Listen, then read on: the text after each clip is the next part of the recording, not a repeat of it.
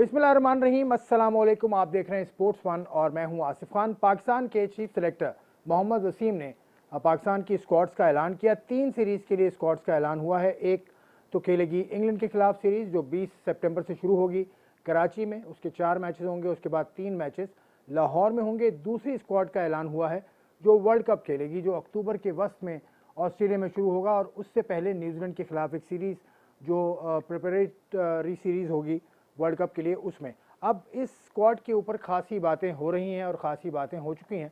मैं जो आज बात करूंगा वो इसी स्क्वाड के हवाले से हम बात करेंगे और दूसरे क्रिकेट मामलात पर भी हम कोशिश करेंगे कि रोशनी डालें। कामरान अकमल, किसी तारुफ कराने की मुझे ज़रूरत नहीं है। पाकिस्तान के लिए 50 से ज़्यादा टेस्ट मैचेस खेल चुके हैं, 50 से ज़्यादा वनडे, 50 से ज़्यादा T20 इंटरनेशनल मैचेस खेल चुके हैं और बेशबहा वनडे इंटरनेशनल मैचेस भी खेले। बहुत ज़्यादा फर्स्ट क्लास में इनके रन्स हैं, वो बताने की मुझे ज़रूरत नहीं है। कामरान अकमल, अस्सलाम वालेकुम, कैसी तबीयत है आपकी? खैरियत से हैं? वालेकुम सलाम, अल्हम्दुलिल्लाह जी, सब ठीक ठाक, आपकी दुआएं। ये जो स्क्वाड है, इस पर मैं आपके तजिए तो पहले भी सुन रहा था, जो आपका यूट्यूब चैनल है या दीगर चैनल्स पे आपने बात की। इस स्क्वाड में आपसे अगर मैं सरसरी पूछूं, मिडिल ऑर्डर में कोई तब्दीली नहीं है, ओपनर्स में कोई तब्दीली नहीं है, फास्ट बॉलर्स भी बिल्कुल वही हैं, तो ये तो वही स्क्वाड हुआ जो एशिया कप गया था खेलने तकरीबन। मैं वर्ल्ड कप स्क्वाड की बात जी कर रहा हूँ। बिल जी बिल्कुल वही स्क्वाड है, वो सिर्फ इंजरी की वजह से फ़खर ज़मान मेरे ख्याल से नहीं है। जी इंग्लैंड सीरीज़ में वो भी रिज़र्व प्लेयरों में है, सिर्फ शान मसूद आया है और उसके बाद मोहम्मद वसीम जूनियर आया है। देखा जाए तो परफॉर्मेंस बेस मैं समझ रहा था कि टीम अनाउंस होगी, अच्छी टीम अनाउंस होगी। आईसीसी का इवेंट सामने रख के ऑस्ट्रेलिया में वर्ल्ड कप है, कोई मेरे ख्याल से थोपिया तो वर्ल्ड कप नहीं है और उस हिसाब से टीम बनाएंगे, लेकिन उन्होंने इत्मीनाद किया उसी टीम से। देखिए, लड़कों का कोई कसूर नहीं है। आप एज ए चीफ सेलेक्टर हैं, आपने पाकिस्तान की टीम बनानी है। वहाँ की कंडीशन देख के, वहाँ पे क्या ज़रूरत है पाकिस्तान टीम को, एशिया कप हमने खेला, वहाँ पे हम लोगों ने किस एरिया एरिया जो है हमारे, वो कौन से वीक थे, उस पे हम लोगों ने काम करना था, उस हिसाब से टीम बनानी थी। मुझे लगा ऐसे है कि जैसे उन्होंने एक तो एशिया कप नहीं देखा, दूसरा आँखों पे पट्टी बाँधी हुई थी उन्होंने जब टीम बना रहे थे। तो बस अल्लाह ही हाफ़िज़ है, लेकिन ये है कि हमारी तो दुआ है कि हमारी टीम अच्छा करे जी जी, और हम सबकी यही दुआ है, सबकी यही दुआ। आपने कहा आ, अ, आपने कहा एरियाज नहीं देखे। कौन से एरियाज आपके ख्याल में वीक थे एशिया कप में, जिनको तब्दील करने की जरूरत थी वर्ल्ड कप के लिए? देखिए आसिफ भाई, आपने भी इतनी क्रिकेट कवर की है। ठीक है, आपके इतने टेस्ट मैच नहीं है, लेकिन नहीं आपको नहीं, समझ है क्रिकेट। एक भी टेस्ट मैच नहीं मेरा भाई। नहीं, मैं वही कहना ना, एक भी नहीं टेस्ट मैच, लेकिन आपने क्रिकेट इतनी कवर की है। आप भी बता कौन से एरियाज हैं। बैटिंग में डेफिनेटली मिड ऑर्डर आपका टोटली फ्लॉप है। आपका रिजवान और बाबर परफॉर्म ना करें, रन ना करें, तो आपकी पूरी बैटिंग लाइनअप फ्लॉप हो जाती है। आपकी बैटिंग लाइनअप उस वक्त कामयाब होती है जब ऊपर से मोमेंटम मिल जाए, या मिड ऑर्डर को 2 से 3 ओवर मिले। जब 10 की एवरेज होती है, 3 ओवरों में या 30 या 35 रन रह गए हो, तो उस वक्त परफॉर्म कर लेते हैं। नहीं तो फिर वो जब ओवर ज्यादा मिल जाते हैं तो हाथ पांव फूल जाते हैं। तो यही चीजें हैं, बैटिंग में देखनी चाहिए थी। फिर फर्स्ट 6 ओवर्स में हम लोगों ने किस ब्रांड की क्रिकेट खेलनी है और कैसी खेली हमने एशिया कप में, उस पे बातचीत होनी चाहिए थी। वो हमने कैसे यूटिलाइज करना है, अग्रेसिव क्रिकेट कैसे खेलनी है। वर्ल्ड कप में वो मौका मिला इंग्लैंड सीरीज के खिलाफ, वहीं से स्टार्ट करें। अब टीम अनाउंस होगी है, लेकिन ये है कि ये एरियाज थे जहाँ पे मेरे ख्याल तो से तो काम हो मिडिल सकता था। ऑर्डर में, जी जी जी, बेहतर टीम और अनाउंस नहीं कर तो सकते कुछ थे। कुछ अगर आप नाम लेना चाहें मिडिल ऑर्डर में, अगर तब्दील करते तो कौन आता मिडिल ऑर्डर में इस वक्त, कौन है? देखिए, इस वक्त डेफिनेटली एक ही हर बंदा नाम ले रहा है, लेकिन मैंने कह दिया था कल ही कि जैसी ट्वीट्स की है उसने, खैर वो तो हमने आपसे भी कितनी मरतबा बात की है कि ये काम हो रहा है, पिछले 5-6 साल से शोएब हो रहा मलिक है। की आप बात तो कर रहे हैं? उसने शोएब मलिक की बात कर रहे हैं? मलिक को होना चाहिए था आपके ख्याल में? डेफिनेटली डेफिनेटली होना चाहिए था। इस वक्त मेरे ख्याल से इतना एक्सपीरियंस कोई प्लेयर भी नहीं था दुनिया में नहीं जितनी है, उसकी दुनिया में नहीं है। क्रिकेट है। हाँ, रन है उसके, बस एक एज को लेके और उसकी सर्विस 20-22 साल की सर्विस सामने रख के सिलेक्ट नहीं किया गया। वो खेला पाकिस्तान के लिए खेला ना, वो अपने लिए थोड़ी खेला। अगर मजीद जितना खेल सकता आप उससे काम ले। लेकिन हमारे यहाँ पे जो करता धरता करने वाले हैं, जिनके हाथों में cricket unfortunately, like Nadeem Khan Wasim, Mohammad Wasim जो चीफ सिलेक्टर हैं, फिर जो डोमेस्टिक के कोचेज हैं एक दो, उनकी वजह से ये प्रॉब्लम आ रही है। अगर अल्लाह ना करे टीम परफॉर्मेंस ना करे, ये तो सारे निकल जाएंगे, ये सब कुछ मलबा टीम पे डालेंगे, लड़कों पे डालेंगे। देख लीजिएगा, ऐसे ही होता आ रहा है, ये भी ऐसे ही करेंगे। तो आप खुल के बात करें, शोएब मलिक ने जो इशारे दिए दोस्ती यारी, तो आप कुछ उसको आगे बढ़ा सकते हैं बात कि किसकी दोस्ती यारी की वजह से नहीं हो, और शोएब मलिक ने ये जो किया, जो उसने ओपनली बात की ट्वीट पे, तो उसकी वजह से उसका केस मजीद खराब हुआ। देखिए डेफिनेटली मैं समझता हूँ, और जहाँ तक दोस्ती यारी की बात है, वो तो हम कहते आ रहे हैं शुएब मलिक और थोड़ी सी हिम्मत करे। अब इतना सीनियर है हमारी तरह, और जरा हिम्मत करे कि डोमेस्टिक में क्या हो रहा है। दोस्ती यारी तो डोमेस्टिक में काम शुरू हुआ हुआ, जिस टीम में खेल रहा है बाकी टीमों में क्या हो रहा है वो बेहतर और बता सकता है। हम तो खेले, हम तो बोले हैं, इसलिए हम लोग खेल नहीं रहे, डोमेस्टिक टीम से भी बाहर हुए इसी वजह से। और इतने उनमें गट्स नहीं है कि आप अपने प्लेयर से बात तो पहले कर लें, क्योंकि उन्होंने अपनी मर्जी की टीम बनानी है, अपने अपने जो चेहरे उनके उस हिसाब से टीम बनानी है, तो उस हिसाब से वो खेल भी रहे हैं। और दोस्ती यारी नाम लेने की जरूरत नहीं है, लेकिन ये है कि कंट्रोल होना चाहिए। चेयरमैन साहब को पहले इनसे पूछना चाहिए कि कोचिज से लेके टीमें बनाने में इन 3-4 बंदों का जो हाथ है, वो क्यों इतना पाकिस्तान की टीम, पाकिस्तान की डोमेस्टिक, यहाँ से पहले काम शुरू करे चेयरमैन साहब। इनके मुतालिक सोचें तो ज़्यादा बेहतर होगा। लेकिन खैर, अब क्या कह सकते हैं यार, अब हम सपोर्ट करेंगे, डेफिनेटली नहीं करेंगे। नहीं, जो अच्छा सपोर्ट। नहीं करेगा, जो टीम अच्छा नहीं करेगी, चाहे वो इंग्लैंड सीरीज हो, चाहे वर्ल्ड कप हो, उसके बाद ही फिर पोस्टमार्टम होगा। जैसे हमेशा ही होता है, कोई भी सीरीज खत्म होती या टूर्नामेंट खत्म होता है उसके बाद होता है, लेकिन इनको असर नहीं हो रहा मेरे ख्याल से, जिनके हाथों में क्रिकेट है। जिनके हाथों में क्रिकेट है, आपने नाम भी लिए, बस आखिरी सवाल शोएब मलिक पे मैं कर लूँ। शोएब मलिक के हवाले से रमीज़ राजा के ख्यालात आपको मालूम है, हफीज़ और शोएब मलिक दोनों को उन्होंने कहा था कि उनको अब बस कर देनी चाहिए। तो रमीज़ राजा के होते हुए तो उनका आना मुझे तो लगता है कि मुश्किल है बहुत। देखिए वो बड़े लकी हैं कि वो लास्ट T20 वर्ल्ड कप भी खेले हैं। अगर उमेश भाई साल पहले आ जाते, 6 महीने पहले आ जाते T20 वर्ल्ड कप से पहले, तो शायद हफीज भी ना खेलता, शुएब मलिक भी ना खेलता।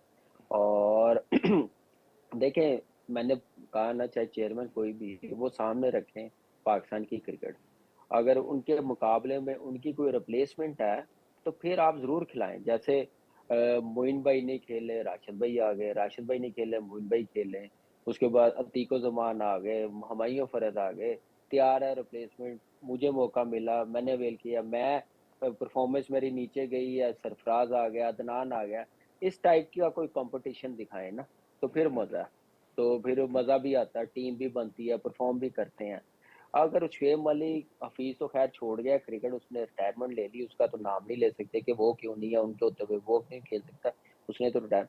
लेकिन इसके मुकाबले में इतनी परफॉर्मेंस, इतनी मेच्योरिटी और कंडीशन के मुताबिक खेलने वाला, मैच को लेके चलने वाला ऐसा कोई प्लेयर है तो डेफिनेटली उसको जाना चाहिए।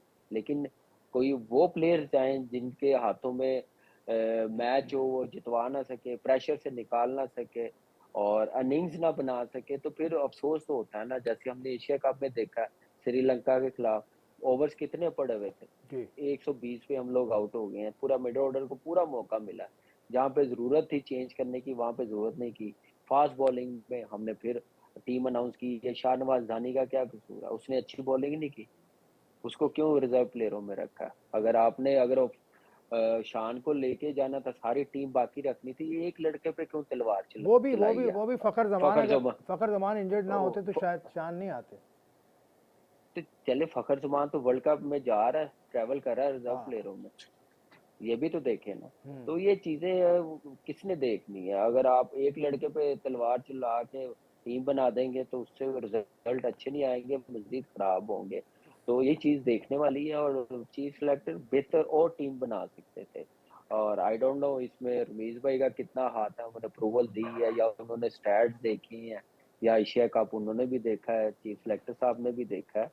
तो अगर उसके मुताबिक वो समझ रहे कंडीशन को देख के, तो फिर वो सारे स्टैट्स सब बैट्समैनों के ऑस्ट्रेलिया के दिखाने चाहिए, स्वाए बाबर के, किसके अच्छे हैं, या इफ्तिखार के जो वहाँ पे 3 T20 मैचेस खेला उसने अच्छी परफॉर्मेंस दी है।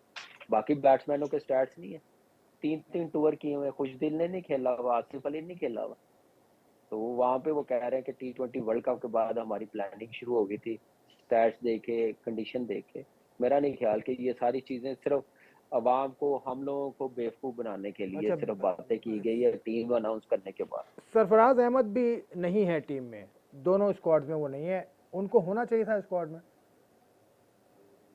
देखिए सरफराज फिर होता अगर वो 15 लड़कों में उन्होंने अनाउंस करना था।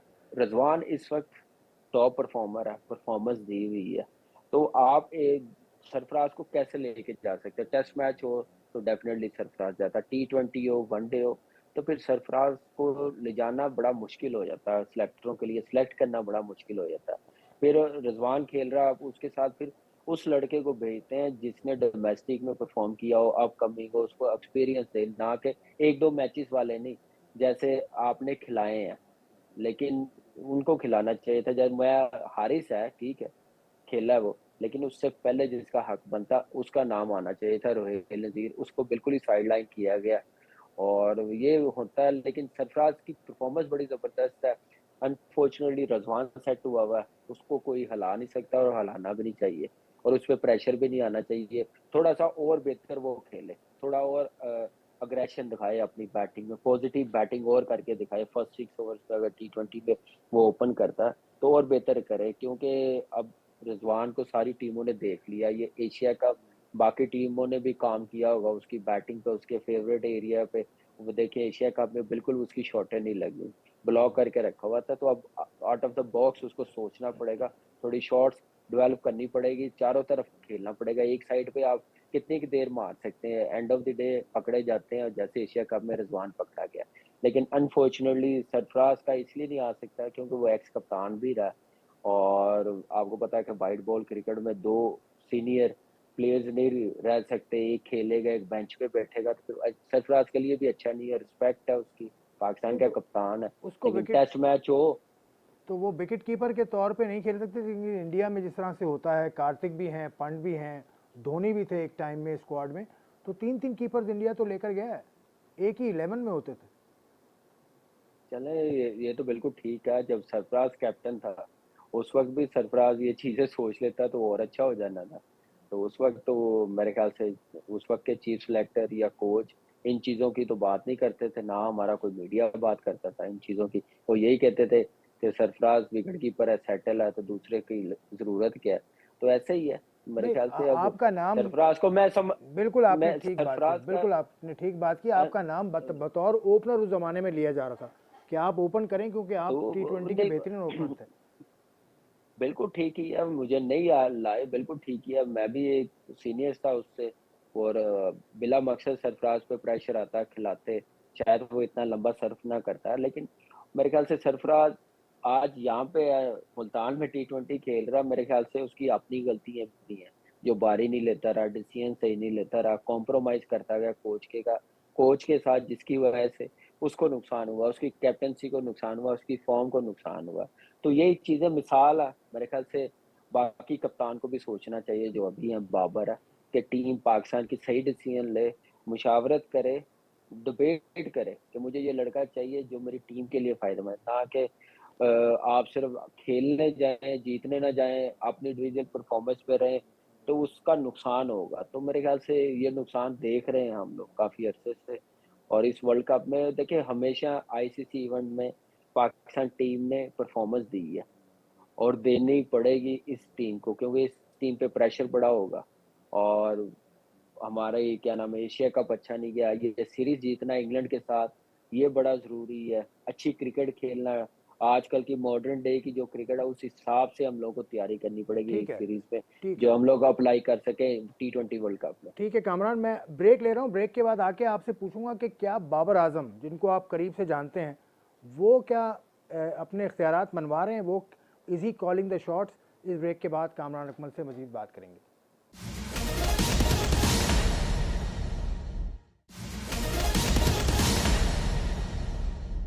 स्पोर्ट्स वन में एक मरतबा फिर खुशामदेद। कामरान अकमल मेरे साथ मौजूद हैं और इससे पहले पाकिस्तान की स्क्वाड जो अनाउंस हुई है वर्ल्ड T20 के लिए और इंग्लैंड की सीरीज़ के लिए, उस पर बात हो रही थी।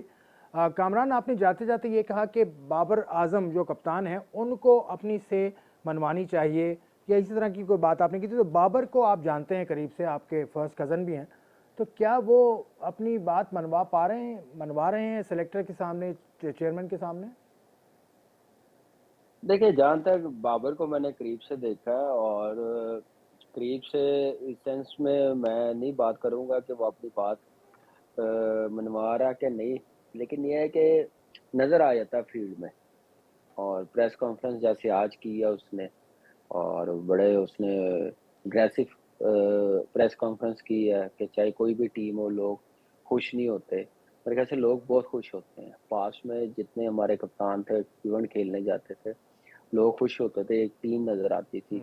और उसने कहा कि चाहे परफॉर्मेंस हो या ना हो, कंडीशन को देख के लड़का ये ना हो, वो ना हो, तो बातें चलती हैं। वो मैंने कहा जो बात करते हैं, पाकिस्तान को सामने रख के करते हैं। और अब इस चीज़ का मेरे ख्याल से बाबर पूरी अथॉरिटी यूज़ कर रहा है, और चेयरमैन साहब ने भी कहा, और तो कप्तान को मेरे ख्याल से सपोर्ट भी करना चाहिए जो वो कहे। और मेरे ख्याल से उसकी मर्ज़ी से टीम बनी है, और चीफ सेलेक्टर की मर्ज़ी से टीम बनी है। क्योंकि सकलैन भाई को मैं नहीं सोच सकता कि वो कोई बात करे। वो बेचारे शरीफ से इंसान है। वो सिर्फ़, जैसे हम लोगों ने प्रेस कॉन्फ्रेंस में भी उनकी बातें सुनी है, मैंने टाइम भी उनके साथ गुज़ारा, वो डिबेट करने वाले नहीं हैं। वो अपने काम से काम, बस मैं वो सीट पे बैठा रहा हूँ, हेड कोच लगा रहे। फर्स्ट टाइम उनको अपॉर्च्युनिटी मिली किसी टीम की हेड कोचिंग करने की, तो वो उसका पूरा फ़ायदा उठा रहे हैं। तो ये बाकी आप वो ये आप ऑन करें ये तंज कर रहे हैं सकलैन पे, या आप हकीकतन बात कर रहे हैं? वो इंटरिम कोच हैं हकीकत, और हकीकत, वर्ल्ड कप तक हकीकत, के लिए 100%। अगले साल हकीकत, वो। हकीकत, हकीकत बात कर रहा हूँ मैं, तंज नहीं मार रहा। ना मुझे शौक है किसी को तंज मारना, और सीरियस बात कर रहा हूँ। ठीक आप है। मुझे बताते हैं कि सकलैन भाई किसी टीम के हेड कोच बने हो नहीं अपनी नहीं लाइफ में? नहीं हमेशा नहीं, बॉलिंग कोच बने हैं। कंसल्टेंट होते हैं, बॉलिंग कोच होते हैं, न्यूजीलैंड के साथ, हाँ, बांग्लादेश हाँ। के साथ, इंग्लैंड के साथ। वो हर वो हर बंदा पाकिस्तान में आके ना हेड बन जाता है जो पाकिस्तान में नहीं रहता। क्रिकेट छोड़ते हैं, बाहर चले जाते हैं। वो देखें, फेवरेट सिस्टम तो यहाँ से पहले पकड़े ना। मुझे बताएं कौन है पूछने वाला? कोई भी नहीं है। अच्छा। यही चीज है मेरे ख्याल से करने वाली। अच्छा, आप ये नहीं चाहते कि कोई बाहर से आके, पाकिस्तानी हो लेकिन बाहर से आके कोच लगे, जिस तरह वकार यूनुस थे, जिस नहीं, नहीं, तरह नहीं। सकलैन थे? नहीं, नहीं, देखे, पिछले 2-3 कोचेस जो आए हैं ना, उन्होंने वो हाल किया क्रिकेट का कि संभाला नहीं जा रहा। और उम्मीद उम्मीद हम लोगों को है, मुझे है, इस चेयरमैन साहब से, रमीज भाई से। वे एक तो क्रिकेट इतनी खेले हुए हैं, ग्रेट प्लेयरों के साथ खेले हुए हैं, प्रोसेस उनको पता है कि इंटरनेशनल प्लेयर बनने का क्या है, डोमेस्टिक क्रिकेट की वैल्यू होती है। इनके होते हुए 1 साल हो गया, मुझे नहीं नजर आ रहा कि डोमेस्टिक क्रिकेट की वैल्यू है, परफॉर्मेंस प्रोसेस है कि नहीं है, सिलेक्शन का स्टैट्स इन बंदों से जिनके हाथ टीमें दी हुई हैं, क्रिकेट दी हुई है। किसी लड़के को निकालना हो ना, तो ये फॉरेन स्टैट्स चेयरमैन साहब को भेज देते हैं, ये स्टैट्स हैं। क्या ये इन लड़कों के स्टैट्स भेज सकते हैं? क्या परफॉर्मेंस है पिछले 10-10, 15-15 मैचेस में, डोमेस्टिक में, पीएसएल में, जो टीम का हिस्सा है? ये कर सकते हैं चीफ सेलेक्टर? मैं अगर मीडिया पे आके बताऊंगा तो मुझे अच्छा नहीं लगेगा, मेरे कुलीग है मेरे, लेकिन मैं ये चाहता हूँ कि जो पाकिस्तान की टीम है, आप इनको परफॉर्मेंस बेस्ड टीम बनाएं। और सकलैन भाई, आप मुझे बताएं, सकलैन भाई ड्रेसिंग रूम में बैठे हुए हैं, मोहम्मद यूसुफ है, शॉन टेट है, मंसूर राना, शाहिद असलम, अब्दुल मजीद।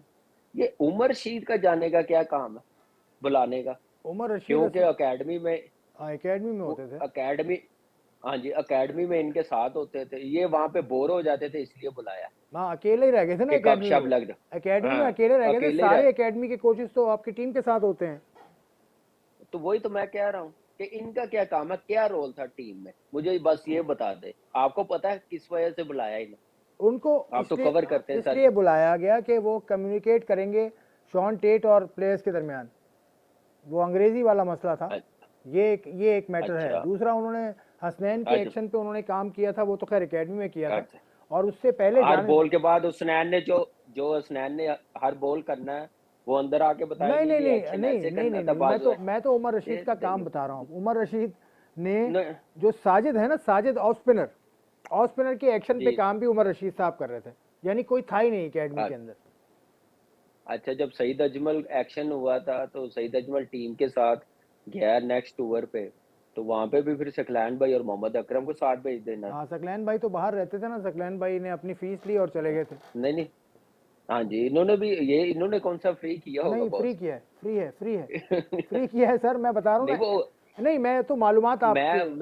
मैं वो उस टाइम, ये अब पीसीबी के साथ जुड़ गए हैं ना, तो इसलिए हाँ, फीस नहीं ली, ठीक ये है। मैं कह रहा हूँ। चलो वो लेकिन तो, खैर ये मेरी हाँ, डिबेट नहीं है, वहाँ मैं सिर्फ डिबेट नहीं। ये कह रहा हूँ कि क्या वो ले, फीस ले या ना ले, मैं सिर्फ ये कह रहा हूँ कि उनका जाने का क्या काम है, सिर्फ ये मुझे बता ये दे, ये यारी दोस्ती नहीं है तो और क्या। पहले तो चेयरमैन साहब यहाँ से पकड़े ना इनको, सबसे डोमेस्टिक कोचिज से पकड़े, नदीम खान को पकड़े कि फर्स्ट सीजन खत्म हुआ है, ये नए सिस्टम का सो कॉल जो बनाया वर्ल्ड क्लास हम लोगों ने, जिसकी हाँ, वजह से 10,000 क्रिकेटर रुल गया है, उस टीम के चैंपियन कोच थे इजाज अहमद, उनको क्यों चेंज किया, अपने दोस्त क्यों लेके आए शाहिद अनवर। तो ब्लेम दे रहे हैं और उस कोच को बता रहे हैं नदीम खान साहब, या बातें लीक हो रही है कि प्लेयरों ने शिकायत की इजाज अहमद की इसलिए चेंज किया।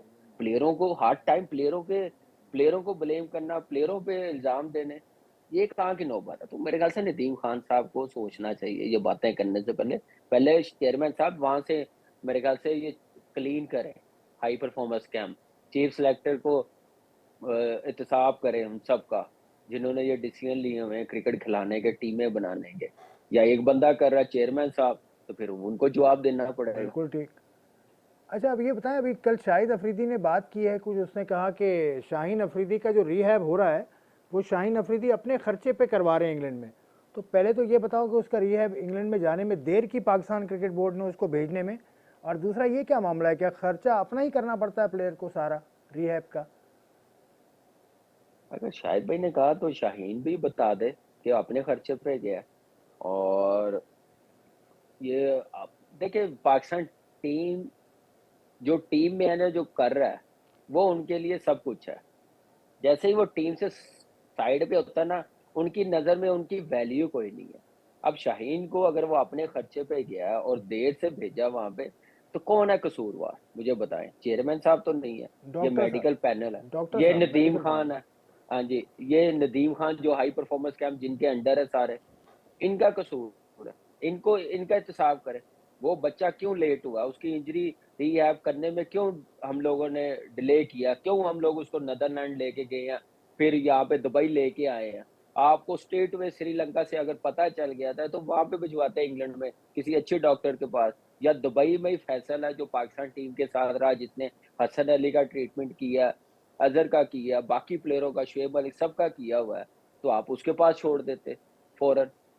इतनी लेट क्यों किया, वर्ल्ड कप आपका सर पे है, उसके बगैर आपकी टीम कंप्लीट नहीं हो सकती, शाहीन के बगैर बॉलिंग आपकी नहीं हो सकती। आप शुक्र करें कि एशिया कप में उसके बगैर अच्छी परफॉर्मेंस दे दी बॉलिंग ने, ये बड़े इवेंट में उसके बगैर हम लोग बड़ी स्ट्रगल करेंगे, उसका फिट होना जरूरी है। और मैंने कहा ना कि इनको कोई परवाह नहीं है, इनकी कोऑर्डिनेशन बिल्कुल नहीं है, ये सिर्फ अपना देखते हैं बस, कि हम लोग ठीक जा रहे हैं, हमारी जगह पक्की है। क्रिकेट का हाल देखे क्या हो गया, वह क्लब क्रिकेट खत्म हो गई, इनके हाथों में ही है ना। स्कूल क्रिकेट कोई नहीं है, डिस्ट्रिक्ट पता नहीं क्या क्या क्रिकेट अब आ गई है, वो कुछ नहीं है। सिर्फ टीवी पे आके सारे क्या नाम है बातें करनी शुरू कर देते हैं कि ये हम लोग डेवलपमेंट कर रहे हैं, ये कर रहे हैं। जीरो डेवलपमेंट है, जीरो अप्रोच है, अच्छा और कामरान, कुछ नहीं है। कामरान आपसे एक ज़ाती सवाल है, आपकी उम्र 40 साल तो आप हो गए हैं, पाकिस्तान का अभी भी आप ख्वाब देख रहे हैं? अगर नहीं देख रहे तो फिर आप अपने लिए क्या देख रहे हैं बॉस, फ्यूचर में? कोचिंग करेंगे, कुछ और करेंगे?